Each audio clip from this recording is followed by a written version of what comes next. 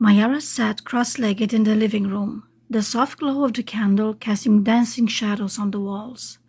Her journal lay open in front of her, filled with notes from her various experiments. She had tried so many things over the past few weeks, connected with the flame, sensing the energies, rituals, and incantations. Still, she felt like something was missing.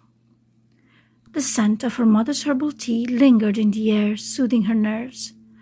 Maiara, on the other hand, couldn't shake the feeling that her practice was still not where it needed to be. She wanted more. The sound of footsteps made her look up, and she saw Emma walking in, her mug in hand. She smiled softly at her daughter and sat down next to her, the warmth of her presence filling the room. "What's going on? You're not planning to burn the house down, are you?" Emma asked, taking a sip from her mug with a slight mischievous smile on her face. Maiara gave a swift smile, then sighed, running her fingers through her hair. "I'm still trying to connect, but it feels like the energy fades when I focus too hard. It's frustrating." Emma's smile was understanding. "Well, you're the one who said it. You don't need to force it, sweetie. You have to let it come to you. When you push too hard, it slips away. Just like you have free will, so does energy. Forcing anything changes the direction of vibration." Maiara nodded slowly. She had heard this before, but somehow the words never seemed to sink in as much as they should. "I know, but it feels like there's something I'm missing. I can feel the energy, it's there, but it's like it doesn't want to respond when I ask it to move." Emma placed her mug on the coffee table and looked at her daughter, her expression softening. "You're doing well, Pookie.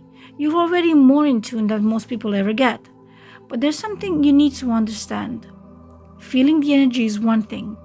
Where you focus it is another." Maiara blinked in confusion. "What do you mean?" Emma leaned back, her fingers tracing the rim of the mug as if thinking about how to explain something deeply personal.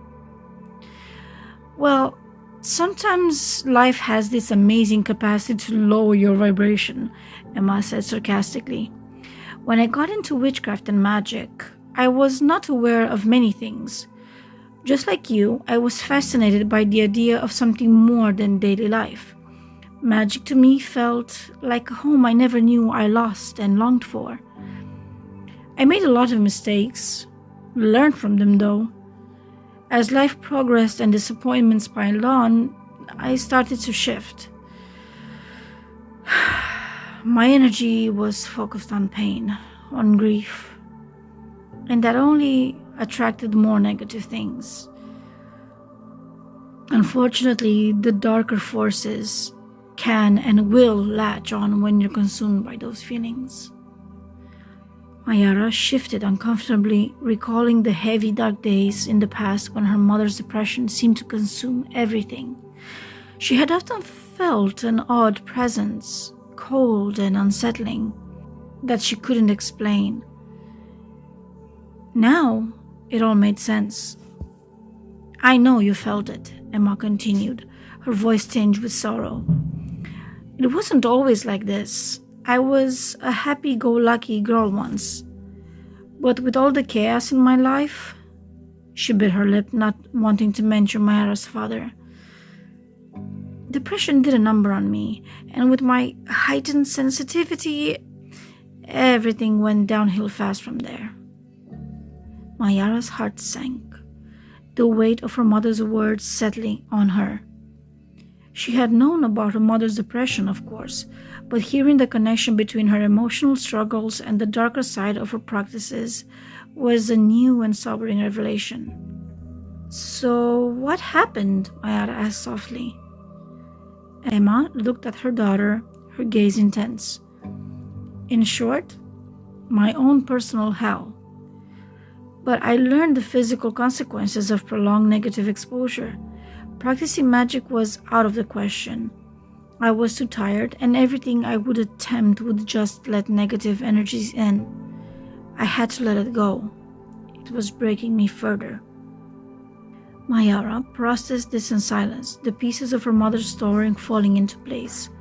She had never fully understood the depth of the darkness Emma had faced, how much it has shaped her practice and the struggles she's gone through.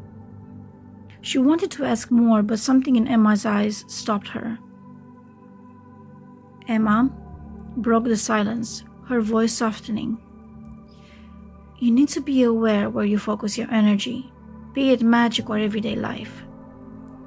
If your thoughts and intentions are filled with negativity, that's what you'll attract. Focus instead on healing, on love, and most importantly, on balance. That's how you can find true strength. You shouldn't be consumed of either side. Wait a minute, Maiara interrupted.